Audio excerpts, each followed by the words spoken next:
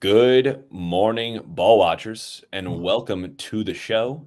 It is a mixed bag of emotions I'm feeling this morning, Justin. It kind of feels like we're on the back of a season, but also on the back of a nice barbecue, rivalry win to get behind us and win the series against Sporting Kansas City this morning. So I'm feeling mixed because obviously it's been the season it has, and we're officially also eliminated with the result last night, which feels weird because we won.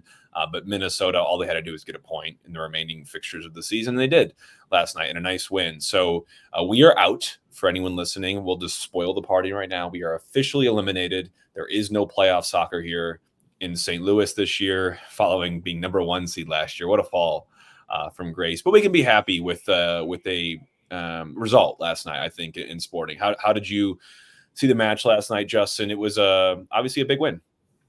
I'm with Kevin on this one. Big dub. I'm only happy, Jake, because I would have ruined my week if I ate that KFC bucket of barbecue sauce. So happy with the dub. Happy to get out of there with points. Yes, we're eliminated from the playoffs, but this team is on the ups. I think we've seen that ever since the reinforcements get from Germany, and definitely saw it heavily last night with Toyherd specifically. And it's something that I'm looking forward to in 2025.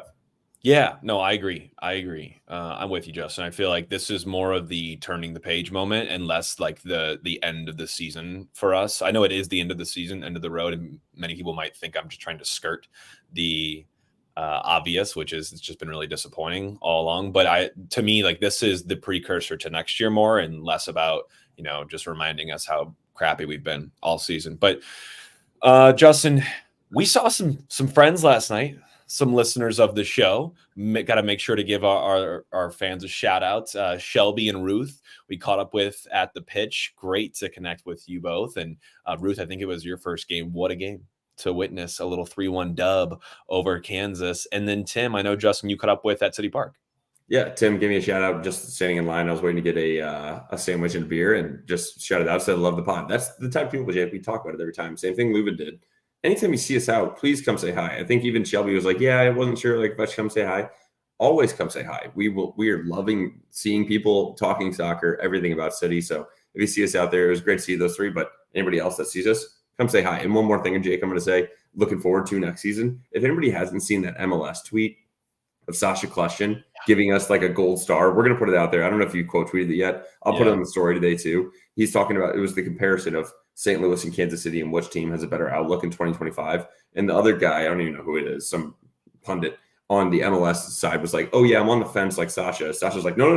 I want to make this very clear. I am not on the fence. St. Louis is by far and away way suited better for 2025. So we'll put it out there as well if you haven't seen it. We should post it because I think that just spins that it tells the narrative of what I was just kind of trying to get out right now. We'll get to in the show of there was predictions for the match and there's predictions on trajectory of these two teams. And I think they are wildly different at this point if you look at both franchises. So we're on the good side of that. So let's hop off the fence and just come to the good side, which is St. Louis at this point. Obviously, we're very biased, but we'll get into the whys, I think, throughout this recap here. But let's start with starting 11 here. Justin, the Hoffman brothers starting 11. We were pretty close. I was surprised. So I think we had the back four totally intact with Horn, Hebert, Kessler, and Totlin. Totlin, happy birthday, my man. And then Watts got to start at defensive midfield alongside Leuven. I think we thought JGR might be sitting next to him. I don't know what's going to take to give that man a start. And I don't think Watts played poorly, but I think against a team, if we'd have played, the starting 11 last night for Kansas, meaning, just their most quality players, because they didn't start last night, given they just played the final in LA for US Open Cup, earlier a couple days ago. I don't know how well he would have performed in that role. And I know that he likes playing in that role from the press conference quotes that he had, but I don't see that as the future of that position for me personally moving forward. I want to see, to me, that's one of the three positions that I see a need to probably reinforce in over the winter for us. I'm not saying bring in a superstar, but definitely need some depth there. Then obviously we saw Hartel, Toyshirt, Alm, and Klaus make the start there. So we saw Toyshirt. He made it. He was questionable heading into it, had a knee brace for all of training this past week, but God dang, did he put in that performance that you needed from him, and despite having some injury concerns. Yeah, absolutely. I mean, with a goal and 2 assists, and we'll kind of share video here as we get into the highlights and lowlights of it. But I want to just ask you real quick, Jake. We've talked about it. What is Watts paying the coaching staff, or what is this man doing to what is JGR not doing to be able to get that spot? If I'm him, I'm legit going to Hackworth today and saying, Coach, what am I not doing to be able to get this spot? Because Watts, I think he played fine, but that is just not. If you're looking at a guy that's going to be starting for an MLS team that hopefully is trying to make a run at the Cup next season, Watts is not our guy. And that's never going to be it. And I understand Durkin's our mainstay guy, but Watts shouldn't even be the backup of that position. That man, we put him, in my opinion, I think he plays his best if we put him out at right back. Mm-hmm. And when I say his best, that's where we've seen him have a couple shining moments. Yep. I still just don't think that he should be even considered in a starting position on a rotational basis. I would say at the very least, it's like what Kansas City did. If you just come off a Cup game, you're already eliminated. Oh, yeah, Akil Watts can go play. Yeah. I just don't get the starting lineup of it. Yeah, no, I'm with you. I don't think he is the answer, either starter or even the backup option in that position moving forward. Maybe last night, this is my spin to try to make it a positive, is maybe last night they're using that an opportunity to try to suss out if that could be the case next year, if he could serve as, defensive depth there in the midfield. I just, whenever he's played there, I've never been overly enthralled with it. And I think he's so athletic that he can get away with a lot in midfield. He can provide a lot of pace and recovery. And I do think he's pretty tidy on the ball. But if you're going to play kind of like the lone pivot, not that Leuven leaves him alone, but Leuven is really trying to push forward and connect the dots between defense and attack. And I just don't, there's a lot of responsibility to put on someone, and they've got to be really responsible in terms of their defensive abilities. And I haven't been that impressed to really give him the reins there. So I'm fine with him being like a utility guy where he can kind of cover a couple different positions on the pitch, but I don't think I'll ever be totally comfortable with him in that position either. So it's good for him. I think everyone loves him at the club. Obviously, he's earning the trust to get that. I think he's a good player to have to cover multiple positions, but maybe he's like a mile wide and an inch deep in a lot of positions. Wow. That was a deep sentence that you just said. I've never thought about something like that, but I was really taken back because did you just say the pitch? We were at the pitch last night before the game. I was there also after the game. Absolutely killed it. The atmosphere, all the staff there was there with my family as well. Everybody loves it. Again, we saw people there that came up and said hi to us as well. You always see us in that booth closest to the restrooms. Come say hi to us. If you weren't at the pitch, I don't know what you're doing. Go there today for for the NFL. Yesterday we were there for college football. They're going to open the doors physically outside. This weather is beautiful. Get to the pitch if you haven't already. Get yourself a frozen Irish coffee. It's early this morning. Go get yourself a regular Irish coffee. Have a little Sunday fun day. What do we got? Like Billy Joel playing at Busch Stadium tonight? I might buy last minute tickets. Go to the pitch and enjoy it. Electric. Last thing I want to say about 11, Justin, before we kick into the recap. And Jonathan, I see your question here on the needs for next year. I want to talk about that a little bit actually in the show here. So I'm going to save that and come back to it. But look at the 11 and look at the age profile. So I kind of just toggled on my side what the ages are for that starting 11 last night. We've got, obviously, Roman is by far and away the oldest, which is fine because goalkeepers at 33 years old. That's kind of still, I feel like, in your prime years, like high 20s, low 30s is still great years for a goalkeeper. Your whole back line is 27, 27, 26, 25. So mid to upper 20s. Your midfield is 28. That's Hartel. Watts 24. He's by far the youngest person on the pitch for us. And Leuven and Alm 27, 29. And then Klaus Teuscher 27, 27. So my reason for bringing that up is I'd say the peak for most soccer players that at least I see in my experience is like 26 to 28 or 29 even, or maybe even like 25 to 29. I think it's like kind of that happy range of you're athletically at your peak. You also have a good amount of experience and you're using both of those to power your game. And we're in that window right now. So when Lutz talks about being competitive these next couple of years and making the moves to make sure of that, this summer that we made, being so aggressive in the market, that's what he's talking about. Is we've now got a team that is built in their prime. They're all in really good years. We've got some pieces around them that are younger and older, in and around, but I do think your best players are now entering that window where they are going to be at their absolute prime, and we're going to be hopefully benefiting from that. So I just noticed it last night. It's a very experienced 11, and I do think given that team a full run of a season, you're probably looking at some pretty good results, I would imagine. And Jake, so you went specifically, I know, on the screenshot there of the starting 11, but Chris Durkin, 24 years old. Also Simon Betcher, 23 years old. Indiana Vasev's 23. Simon Betcher, 25 years old. Like it's not just like the 11 that we put out last night. It's like the future. We have the future also sitting right at the bench. JGR, what is he like? 21. Yeah, exactly. That kid is so young. This team is on the ups, and I could not be more excited about it. I know we keep mentioning like next season, but like, what are we really going to be looking at in these next couple games? And that's where I think we're actually, when I ask that question, I kind of mean seriously, what are we going to be looking at these next couple games? And then I promise, then we're going to get into the recap. But this is just an exciting time. And like in these last 3 games, what are Lutz and Hackworth and co. going to be doing with the starting 11? Are we going to see a JGR? Are we going to see other guys get different positions, different minutes where Jose Kojima, are you going to be coming up and seeing where you fit in this role? Do you at all? We saw Johnny Klein last night. Like, where do some of these guys fit going forward? And I think that's the most exciting part about this. Yes, we're eliminated from the playoffs. I get it. It's a tough way to go out, a tough season. But now is actually the more exciting time. Like, we've kind of been in a lull. We knew we were going to be eliminated the past like 5 or 6 games, unless we went on an absolute heater, which we tried. But now we get to see, what is this team actually looking to do next season? And I agree with you, Jake. You mentioned it. I would say on the flip side, a little bit more of a downturn. Hartel, 28, Klaus, 27, Teuscher, 27, Alm, 29, Berkey, 33, Nilsson, 30. Like, next season kind of got to be the season we're going to make a run at. Yeah. I think it's next season, and maybe 2026 is where you could probably still justify being in your peak then. So I think we've got, and I'm not saying like these 2 windows are the time for us to wrap in an MLS Cup or a US Open Cup or whatever, Leagues Cup. But I do think it is when we will be at our most competitive in the at least the short-term future. And I'm saying short-term future, like through the 2020s, I would say the end of the 2020s, unless we make some serious moves and we keep that window open and those guys maybe play into their primes and into their even latter years and they're still, doing it at a high level, which some players can. But I think it's good news for City fans to see the age profile of the team, because it wasn't that way last year. It was a mix of some older guys and some really young guys. And now we've kind of got right in the middle there. And I think we've got some young pieces, like you mentioned, around that. We don't have to force them, right? Like, we don't have to force Betcher to lead the line every game. We don't have to force Kojima into that central midfield role and have him just learn it by the sword. Like, we can kind of let them come up with the more experienced guys and then push. Be competitive in practice, earn minutes. That's what you want, is squad competition. It's healthy. It's good if you have a good culture.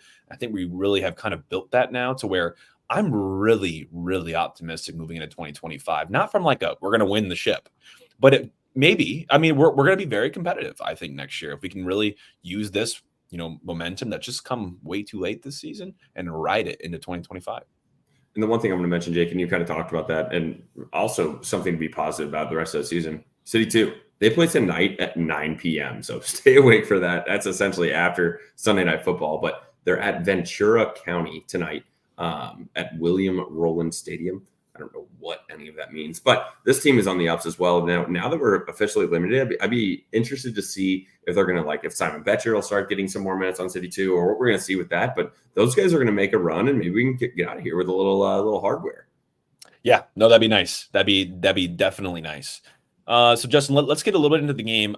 Let me be frank. I mean, the reason I think we can kind of talk about other stuff right now is the game was not that fun to watch. For anyone that likes watching soccer, in the scoreline, don't get me wrong, amazing. You love to see a 3-1 dub over your rivals.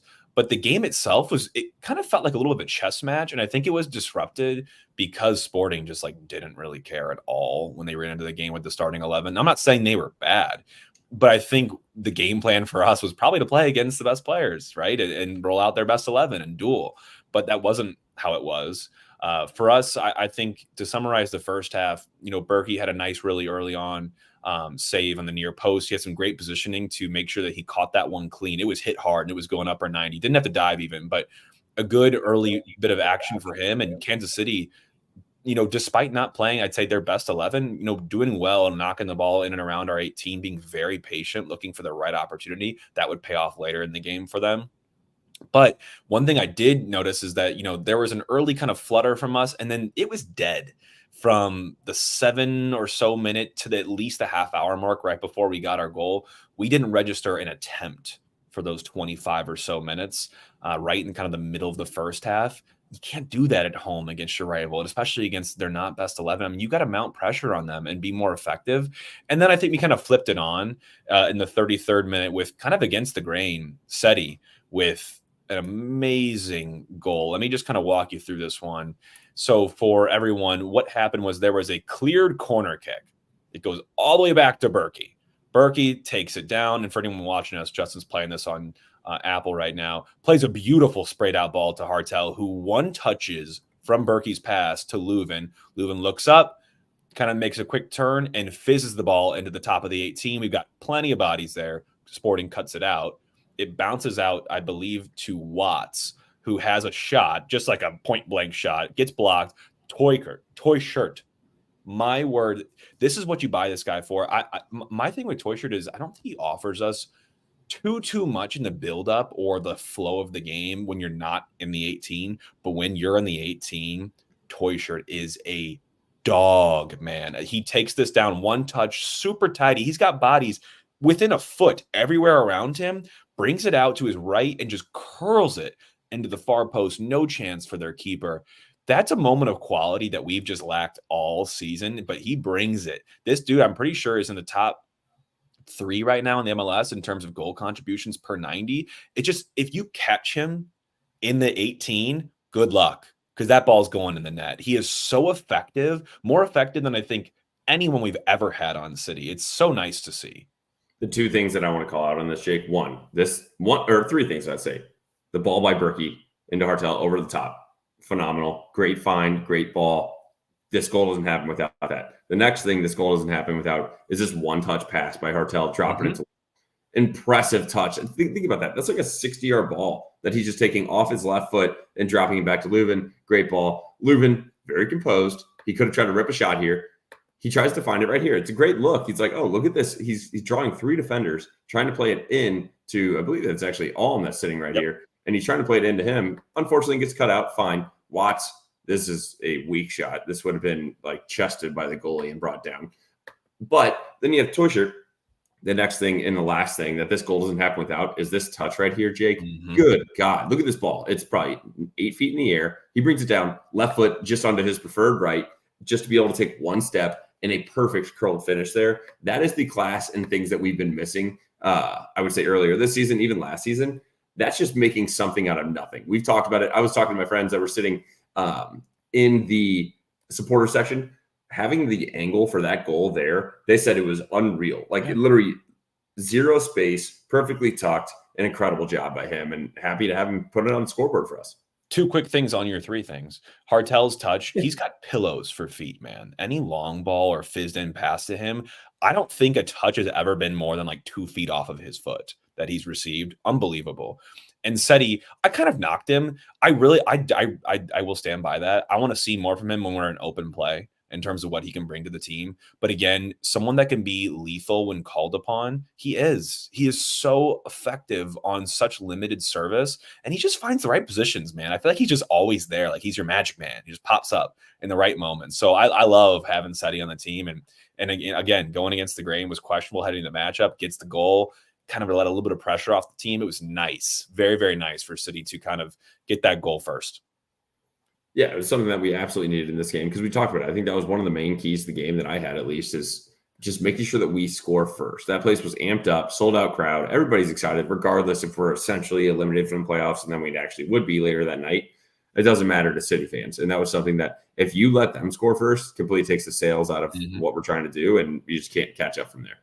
Agreed. We almost got 2, Justin. There was 7 minutes later in the 40th minute. We had some great buildup in and around the back 4, which you always get a little bit nervy on, right? When you see Kessler and Hebert knocking the ball around. But we knocked it around a little bit, found a seam. We found Horn. Horn was being closed on, but he opened his body, being left-footed, and just played a touch down the touchline to Toyshirt, who did well. I will say Toyshirt's turning ability on the ball, too, phenomenal. He can spin people like a freaking top. And he did for his defender, and he played Klaus on like a little banana-shaped outside of the boot curled through ball in behind to Klaus. You know, Klaus is the fastest guy out there, but he's streaking in. We've got numbers. I think it's Alm and Hartel who are crashing the box for the cutback. Klaus plays it well-paced. Alm is on the outside. He's being defended. He's not going to have a chance here. But Hartel gets on the end of it. I don't think it was too far for him either. I just don't think he got the right touch on this ball to knot it into the far or near post. He tried to go far post. It's a tough finish either way. But I think Klaus did really well to get that ball into his feet and give him a chance at it. I just don't think we had the quality in the end there to get that. If you get that goal, go up 2-0 heading into halftime. I mean, KC's feeling shot at that point. But instead, you give him a little bit of hope. And a couple minutes later, we're at half. And up 1-0. I think it's a deserved lead at that point. We had the quality there. They weren't peppering us or anything. But the second half brought a lot more action. Yeah, absolutely. And Jake, I'm just honestly, I know we have another highlight here. Hartel receives a big switch from Leuven, cuts it, dribble in for the curling effort over the bar. Fine. The one thing that I want to touch on in this next one was probably one of the more impressive things I've seen Klaus do all season is, and I'm trying to share it, but I don't know what's going on with my internet, so it's kind of streaky. If you want to, you can. But it starts again from Berkey with a goal kick. He sends I'm not kidding, an 85-yard goal kick up to Klaus. Klaus is holding off the defender, and Klaus realizes, oh, wow, this thing's going to float over my head a little bit. Last second, lets it go. Not trying to flick it on because he knows no one's behind him. He flips the defender, gets him behind, does a little Cruyff cut, and it puts the defender on skates, still gets it off his feet. And then obviously then in a perfect spot where Teuscher is, again, making something out of nothing, comes in, picks up this ball, and does a nice little perfect pass to Alm with a wide open net for a guy that's been struggling with injury this season. Great to see him get on the score sheet, and just perfect, easy goal for him right there. Yeah, easiest goal he'll score in his career. But I'm glad that you're giving Klaus some kudos here because I do think he makes this goal. I mean, first of all, that goal kick, holy crap. I mean, that's like 10 yards off the 18. What a boot from Berkey. Klaus occupying two defenders here. Alm looking for the knockdown. But this is something new to Justin. I don't know if you've seen this. At least I don't see it very often. I think Klaus at this point, you see the ball way up in the air still.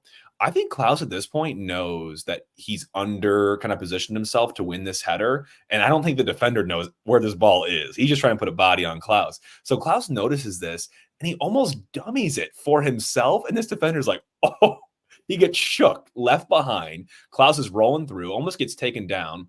So the defender now catches up, obviously doesn't have that breakaway speed. But what he does is he kind of like Cruyffs it for himself, like he said. Now he's got two defenders collapsing on him, gets the body positioning, knocks one to the ground. He's just a bulldozer of a player. And to have a guy that can occupy other players' minds and bodies and let other players get around and find the right positionings and just kind of free them, that is what Klaus is to me right now at this point in the team. We're going to talk more about his impact, but what Klaus does is free everyone else up, I think, is almost his role at this point right now. And he does that. Teuscher jumps on the loose ball and just squares it across for Alm for the easy tap in. But what a moment there for Klaus. I think you just got to find a way to contribute. If it's not goals, you find a way for someone else to score a goal and play your part, whatever it is. That goal does not happen if it's not Joao Klaus.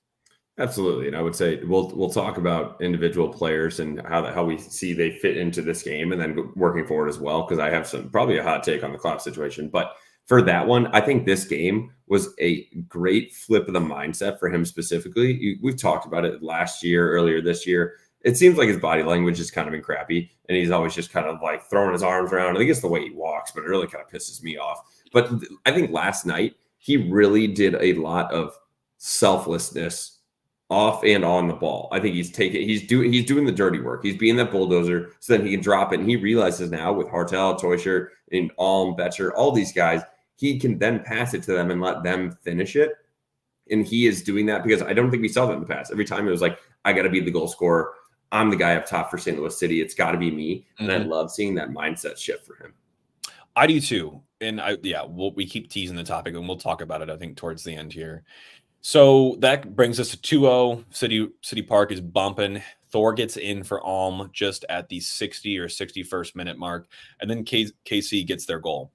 I'm not going to show the goal. I don't really have much feedback to give in the goal besides the fact of we kind of got hemmed in and around our box. We had a lot of players in the box for this because we were waiting for the cross to come in. They didn't. They were kind of baiting the cross, and they used it to drive across the 18, phase a pass across the 18. And this guy, I don't even know his name, but he hits an amazing shot into the far post. Berkey gets a little bit of a palm on it, maybe a fingertip, but it was pretty well struck and tucked into the corner to a point where I think it's iffy if Berkey would have had a chance at that.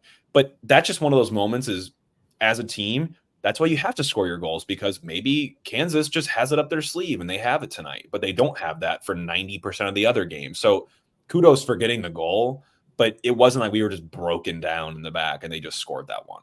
No, when I watched the replay a couple times, because when we watched it live, we were talking about the guys in front of us. So our FIFA, a great one-time finish. I agree with that. However, Berkey does get a fingertip to it. In my opinion, Jake, I think he should have saved it. And I think he would say that as well. I think it was a tough one, though, when I watch it. I think it curls around Hebert and the other opposing Kansas City player. So I almost think that Berkey saw it late. Yeah. Because, well, one, he probably didn't think that he was going to hit it. So he's like, oh, crap. I think he was ready. I watched him. He was like on his toes. But I think, unfortunately, it's one that should have been saved. And then I looked at you. I'm like, oh, boy, here we go again. Like, talk about dropping points. And, like, I know we got to win to keep the season going. I don't even care about that. I just want to beat Kansas City at this point. And, of course, we go up 2-0. We're like, wow, this place is bumping. And then they just score a world of a goal. And I'm just like, are we going to do this again? Yeah, Groundhog Day absolutely was the vibe. But it wasn't to be. 12 minutes later, we get the third. And again, it starts way in the back with Berkey. So you can hear the theme here. Berkey's distribution last night, phenomenal. And this actually started with a corner, though, where he punched it out.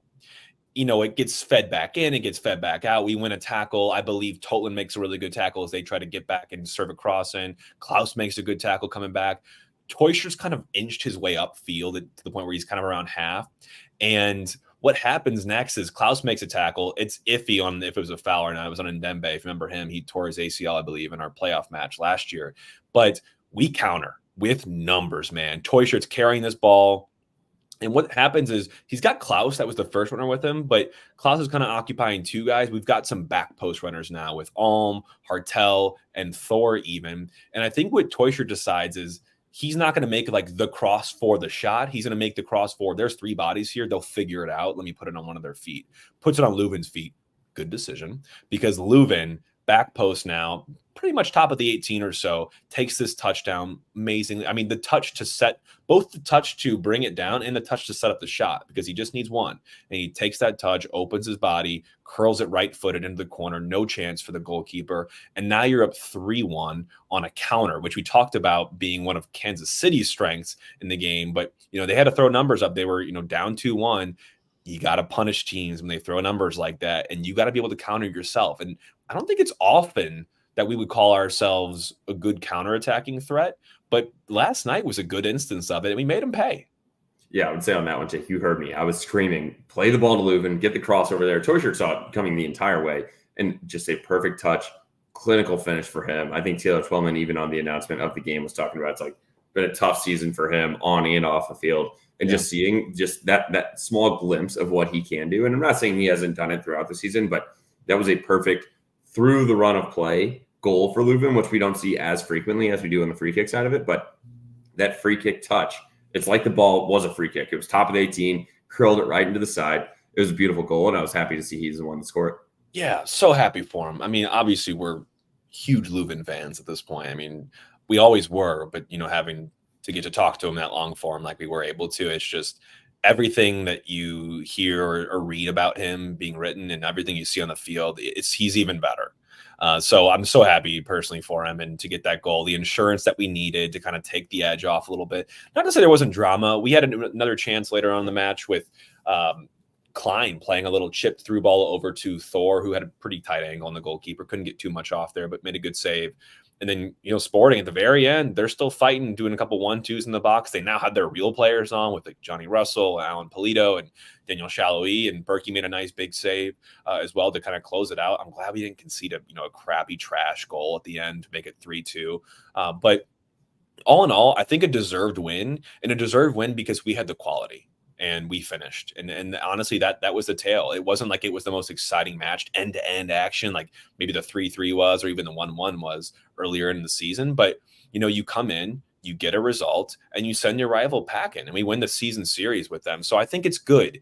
We've gotten back on the track with them. I think playoffs were sobering last year, having to deal with that, considering how well we were in the regular season against them. But it's always good to beat a rival. And God, the tweets were flying last night. I mean, we have the most spiteful fan base, and I participate. I love it. It's so fun to drum more up in this rivalry and get under their skin. I mean, they just lost the U.S. Open Cup on Wednesday, and they just lost to us here in St. Louis. I mean, it's a down week for Kansas. Dude, and you know it. I'm going to ask if anybody finds a Kansas City podcast. I can't wait. They're all just going to be like, all right, talking about a recap of a game where we didn't play our true guys. Like, don't care. We lost, but like, it wasn't a real game. Like, I don't care what they did. You still lost the game. I understand you're throwing Johnny Russell, Shelby, and Polito in the 78th minute, but not our fault. We're going to take that dub 10 times out of 10 and twice on Sundays. So I don't really care if you don't think that they threw out their main guys from a Kansas City standpoint, but let's talk about our guys, Jake. Yeah. Let's talk about individual players.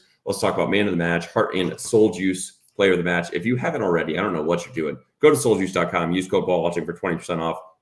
Go to Mobile on the Run, gas station, very easy. If you don't want to just go into Schnucks, Searbers, Straub's, Sam's, any of this, if that's too much for you, just go to the gas station, go online, grab it. Soul Juice is incredible. Jake, who is your heart and soul juice player of the game? I'm pretty sure I already know it, and it's going to be the same as mine.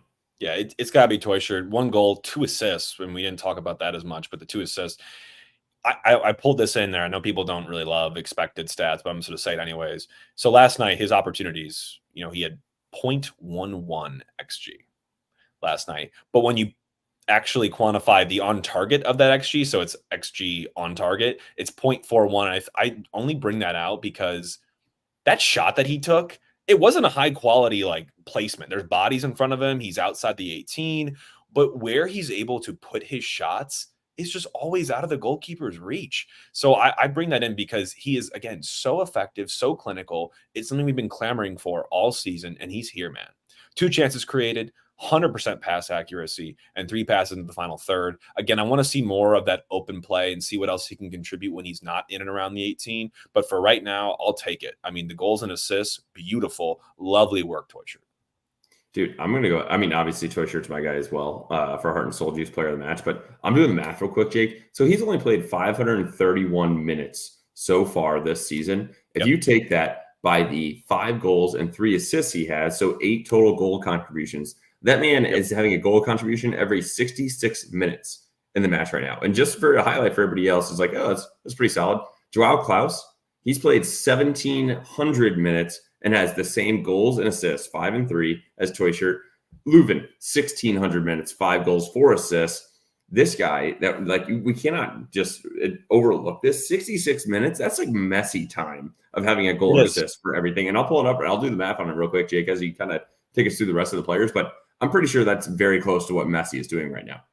It is. And just to hammer that home one more time, if you look at his last 1,200 minutes, so last 365 days, so a good chunk of them been with us at this point. I mean, he is 90th percentile almost in every attacking stat. So non-penalty goals, assists, expected assists, shot creating actions.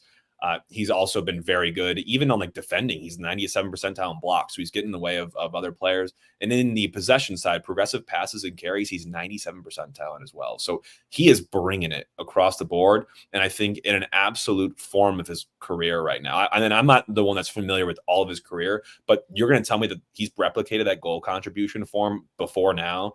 I would tell you, show me the facts, show me the Carfax. But it's been amazing. I mean, what else can I say? You go out and buy players and you hope that they're going to work out. And he just showed up, immediately worked out. So did Hartel. But that's why you buy those age players, is because they're ready made. You plug them in and they go. All right. I'm also going to be quick hand up. Messi is God. This is absurd. He's getting a goal. He has 15 goals, 15 assists in 1,300 minutes. That's an average of 45 minutes. So every half he's either scoring or assisting of every game, which is absurd. I will say though, if you want to compare him to Suarez has 70 goals, 6 assists in 1,700 minutes. That's every 75 minutes. So he is beating Suarez in that category. So I'll walk it back a little bit. Toy Shirt's not Messi, but you get where we're going with this. That's all good, man. My only other thing for the Hoffman Brothers 11 last night, by the way, Hoffman Brothers, obviously our presenting sponsor for 2024.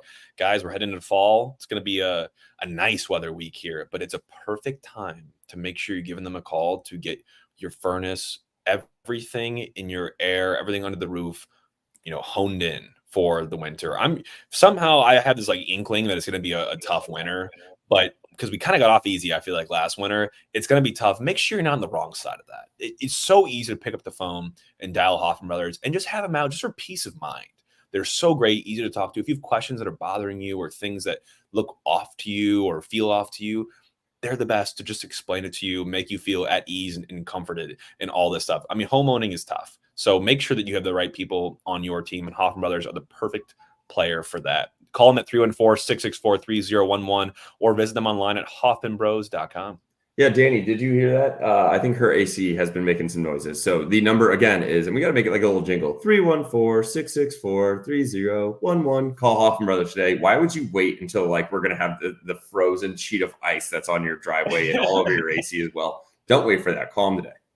And I brought up the 11 again because I actually wanted to say I thought the defense did well last night. I thought Hebert and Kessler, I'm loving. I quietly not missing Tim Parker at all. I mean, I miss the culture that he brought and the leadership that he brought, but Kessler's good, man.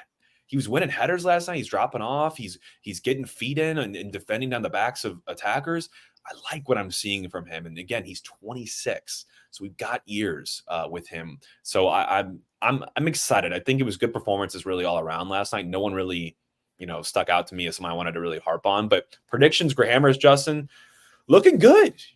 Predictions, I predicted 2-0W. You had 3-2W. You were close. I was close. But on the bets, I had the highest scoring half, and I also dabbled in the first half city clean sheet, both of which hit.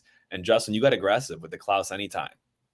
Yeah, and I will say, and maybe that's a perfect segue into that, Jake. I really thought that this was going to kind of be a bounce back game for him because we haven't seen him score very often, but I thought he had a great game. So I'm fine with losing the bet there. I don't know what I was doing. You mentioned it. You're like, I didn't correct you last time. Like I kept saying that I needed this bet to beat you on the season. I think my mindset was this was the last game that I was going to be physically able to attend. So I felt like I had to beat you then. We still got 3 more games. You're screwed. I'm coming for you. I'm coming for you hard. So keep it up in the next couple of weeks. I'm ready. No, and you mentioned Klaus. Let's talk about it. Klaus, big debate going on social media and really throughout the season on, is he really the answer at the 9, especially as a DP? You're going out of your way to pay him and bring him here and keep him here, and he's not providing the goal threat at this point. And he's been, out for a good chunk of the season as well. So there's that as well. And you see a guy like Betcher come in, who's hungry and he's contributing as well. My thing here this season right now, I'm okay with where we've landed because the reasons I mentioned earlier is what Klaus, I think, is doing in this team because we have so much more quality around him now, is that he's free to play a role that makes the team better. And I think that role right now is holding the ball up, being able to bumper pass with wingers and toy shirt and just build us up. And I think be super physical and just bring a different side of the game that not a lot of our players do have. Now, is that enough to take you over the edge into contending? I don't think so. I think you're going to need goals from your DP number 9 throughout the season because otherwise someone else has got to chip in. If it's Hartel, if it's Toy Shirt, if it's Ulm, if it's Celio next year, if it's Ostrak or Leuven, I don't care. But you're going to need it by committee. I think to be a contending team, I feel like you do need some person that does grab the goals and takes direct responsibility for them. And I hope it's him next year. This year, it hasn't been that. But give him a full preseason, full health with these guys to get used to playing styles and camaraderie and just, how they like to play and combine. I think we can see it. But I do think he's doing enough right now. Yeah. Okay. So here's my thought. I would agree on that. I think we saw a lot on Twitter. You sent me a couple tweets because I was talking about, and I want to be very clear real quick. Klaus had a fantastic game last night. He did what he needed to do. I already talked about it. I think it's a great mindset shift. However, I will say from a fan base perspective, I think this is a little bit of a recency bias. I saw a ton of people being like, if you think Klaus had a bad game last night, you don't know ball. And it's like, I agree. He did not have a bad game last night. But let's take a step back real quick. As the main striker for St. Louis City SC, you are putting up 5 goals and 3 assists. Yes, I know he had some injury problems, but that's over 1,700 minutes, 24 games played, 20 started. You know what his goal contribution is per minute, Jake? It is 214 minutes for each goal contribution. Yeah. That's over 2.5 games before he has a goal or an assist. Right. And I don't care what you're doing off the ball. I know he started to do it in the past couple games. He was not doing that consistently through the first half of the game or first half of the season. And then also, Jake, I'm going to go ahead and just straight say it. If you're going to be the main striker for St. Louis City SC, you got to have goal contributions. I don't care how hard you're working off the ball. He's got to be able to find a way to have goals and assists or really fit into what he's been doing this past couple games. But I just don't see that being repetitive going into next season. And I think it's a recency bias when I say that. I think the fans are very happy with how he did last night. And I agree he had a great game. But next season, if we're riding the same train of 5 goals and 3 assists, we're missing the playoffs. So I don't think people are really that hard on him. But if we are trying to make a run at this, that's not acceptable, in my opinion, for a DP striker. Yeah, no, I agree. So I think the answer lies somewhere in the middle there. It's like last night we all should agree.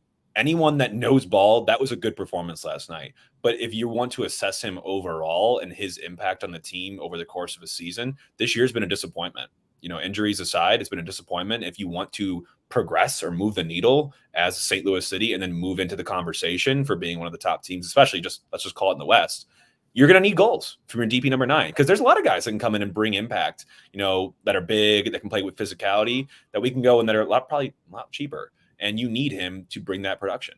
And I don't even know if we need the whole big. We've talked about it. I mean, my question, and we were talking about the guys in front of it, like what's the Simon Betcher of it all right now? Because like when he was playing with Toy Shirt and Hardle up top, it's like, and then you throw Indy or Thor in there, we were scoring goals left and right. Then like just because Klaus came healthy, you throw him back in, it's kind of slowed down a little bit.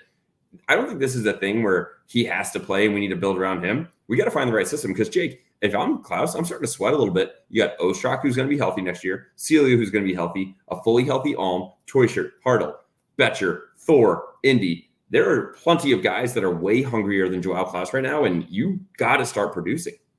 I, for one, hope he does. I do like Klaus, and I like what he brings. I think, again, I'm optimistic. You give him a full preseason with the same guys, and you hope that quality around him just amplifies his game and brings it back. Because I think he's a top 5 guy that was also goals underperformed this year in terms of XG against his goals scored. So he's got to be more effective on his chances. Take a note out of Toy Shirt's page. Spend time with him in the offseason. Go back to Germany or stay here in St. Louis and just hit the training ground every day and work on your finishing. This guy has it in bags. Maybe he can give a couple bags to you. Justin, a couple other topics.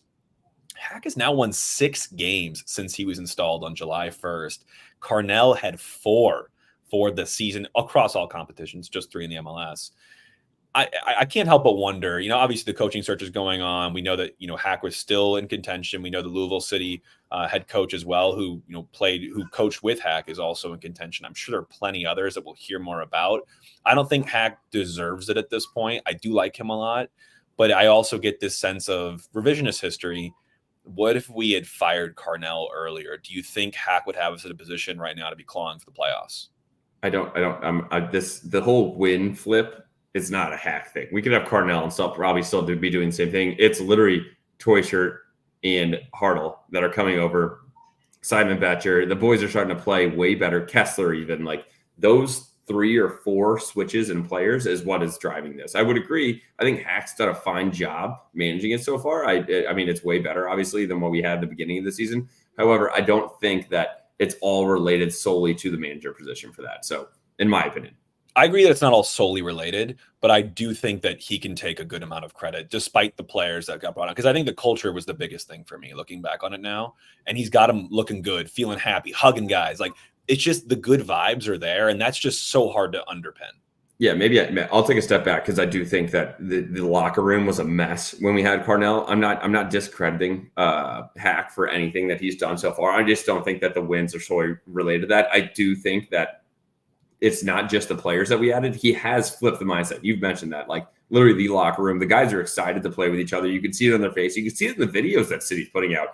I mean, Indy always gets guys going, but the rest of the guys are starting to chip in. It's kind of, you've got to feel it. Like it's all a happy place again, which is what we missed because we saw it all last season. We talked about it. When you're winning games, it's very easy to keep the locker room vibes up. When you're losing, it's tough. But now, even when we're losing games right now, Hack is still able to flip that mindset for these guys, and I love to see it because he's such a great person. Hackworth is an incredible human being. Everybody that's in that organization has talked about it, like how good of a human he is outside of just the soccer knowledge that he has, which is overwhelming. And I'd love to see him as a coach. I agree with you. We mentioned the Louisville City coach, you said like color me shocked or whatever the saying is. I agree. I think we're going to have a lot more names come into that kind of option in the offseason. I think that's just one that's being linked right now. Definitely because Hack came from Louisville City as well. So that's a quick connection. You know that Lutz is under undercover, just working in Germany, working in Europe right now. So we're going to have a couple more names to find that. And we have plenty of time. There's not, I will say, I don't want to just be hiring a manager like February. I would say we need to have one by December. I would say around there, like season's coming to a close here. That's when the front office is really starting to focus on right now. We've got the players. We've talked about how many guys we have locked up for like how many years, whatever. Now it's time is who's going to manage these guys. And I think it could be an appetizing gig too. I mean, I like your timing call because I agree. I also think if you're looking European wise, there are probably some coaches out there right now that are available and ready. There are also probably some coaches that will be relieved of duty by that winter transfer window when it opens back up, where you could probably do some business and maybe get someone that you really want to go for who just hasn't had it work out so far that season. So I'm optimistic, and look what they're walking into: a club that is revered by its fans, huge supporting. You can only go up from here this season, and you've got basically a finished product of a team that's just needing the right leader at the helm to put it together. And just quickly, Jake, please, for the love of God, Chicago, sign Greg Berhalter, because I swear if he gets even mentioned, I almost cussed. If he gets mentioned as the city coach, this podcast may end. Yeah, no, I'm with you. Speaking of coaching, last topic here, Justin, I think we might have put the nail in Vermees' coffin. I think it might be done for Sporting. He has been the coach there for, over a decade, well into the early 2000s now. He is their sporting director and head coach, and he has been undone. These last 3 seasons have been brutal. Despite their playoff success last year, they just limped their way into it, just on the back of some really good form. I think the reason that we brought up the whole age profile and Sporting versus St. Louis is now, if you're St. Louis, you've got to be optimistic. If you're Sporting, they have shown you nothing to be optimistic or looking, up, happily into next season, because they don't spend money. They don't have a good culture right now. Their coach and sporting director have been there for so long. It's stale. And we are fresh. So Will making an appearance in the podcast right now for anyone listening. But I don't know if you have any thoughts on that, Justin, because I think it actually could be the end for him. I would agree with that. The one thing I would say, and Sasha Glushin put it on there, he talked about it. We have fresh blood, we're looking forward. They have a lot of guys that are solid and becoming in for Kansas City, but they are still, it's old. How much are you going to continue to try to hang your hat on Johnny Russell, Alan Polito? These guys, it's not, that's something that's just kind of just running dry as opposed to us. And I think it's very forward looking, and I'm very excited. The last thing I want to ask you, Jake, because I meant to mention it earlier, we were talking about individuals. What were your thoughts on the subs on this? Because I have not even a hot take. I don't see why Joakim Nielsen came in the 84th minute. That just seems like a possible injury, and it just was unnecessary. Otherwise, Thor coming in 61, fine. I would have rather seen Betcher, who didn't get into 76. Then you had Jake Gerwood, Reich, and Klein. I think that's after we're up 3-1. Get these guys some minutes. I like those 2 moves. Just get them a couple of minutes. But Nielsen coming in the 84th, what are we looking for there? What is the positive? What are you going to see? I'm going to throw him out there. What's the highest ceiling we got? A bicycle kick goal again? I just don't see the positive of putting him in that late in the game. Yeah, I see it. I see both sides in that. I feel like it may be a little bit irresponsible to have him now come back after being out for so long when you have 3 games left and nothing on the line anymore. And you want to nurse him into the offseason and get him ready and strengthened up for the full season, because we're going to need a full season from him at some point, right? But the other side is those guys, when they're injured, all they dream about, all they want to do is get back on the pitch and play minutes with their teammates again. And so maybe it's somewhat of a reward that Hack and the medical staff have dangled for him, saying, hey, you get here by this and here by this, and this milestone kind of based rehab. Maybe that's more of a reward for him just to get back out there and just feel those feelings again. Because I'm sure it just kills him to sit on the bench and in the booth. But again, you worry because he is made of glass at this point, and you don't want any stupid injuries before you head in the offseason. Yeah, I will say also, and maybe I'll take a step back again. I feel like I'm correcting myself on a couple different things, but you got to think about the mental side of it. That's a great point, Jake, to bring up. And I understand there's 2 different sides of it, but mental health, especially in sports, is extremely tough. I've seen it firsthand when I was at SLU. If you're not seeing the field and you're working hard, you're looking around, it's just it starts to become killing you on the inside. You start to get burnt out. So I agree with you on that. I think that's a great point for him to get in front of City fans, get some minutes. And he knows okay, these are kind of just trash minutes. Right. I don't care. It's a little bit of a boost inside. He gets to go home and be yeah, look around. I just played in front of 22,500 cheering fans. No one's leaving early for a game like that. And I think it's a good boost for him. Good call. Yeah, I agree. Well, good vibes this morning. A lot of good that we haven't been able to talk too much about. A lot of good topics here. So hopefully you all enjoyed. If you enjoyed the show, make sure you throw us a like or a subscribe. For all you live listeners, do it right now on the show on YouTube. A like, subscribe would do a world of fortune for the show. And if you're on podcast platforms, rate the show 5 stars, please, and leave us a review. If you have any feedback or things you like, things you don't like, we are always open to feedback. We are definitely all ears. So thank you all for listening today. Justin, any final comment? I'm going to say one last thing, Jake. Obviously, we're working on Hope for the Holidays upcoming in the next couple of months. But now that City's officially eliminated, we're going to drop a little funny reel and video later on that. But send us some ideas for different content you'd like us to do. If you want to have on guests or anything like that, it's going to be a little bit of a lighter month coming ahead with these final 3 games. Because, I mean, what is there? I mean, we'll keep you guys updated so that you don't have to watch the game if you don't want to, because it's probably going to be tough. But I will say, if you don't want to watch it, tell us about other things that we can do. If you want us to do videos, segments, questions, anything, send it to us. Please reach out to us either in person, DMs. Everything's open. We're all ears. Love it. Well, happy Sunday to all listening on Sunday. If it's Monday, happy Monday. If it's Tuesday, happy Tuesday. And for whatever day, we appreciate you taking the time to listen to us ramble on about this lovely team and lovely club. But hopefully you learn a little something along the way. That is the purpose of the show. Thank you all for tuning in, and we will catch you for maybe just a slight preview for LAFC on Wednesday. We do have a midweek game this week. I thought about it last night as I was driving home. And then we also have, obviously, our last home game with Houston coming up. So maybe something short here in the next couple of days with LAFC going away. That'll be a fun one. And then coming back home. So it'll be a fun week. A lot of City soccer coming up on the docket for you all. And we'll catch you all soon. All for City. All for City.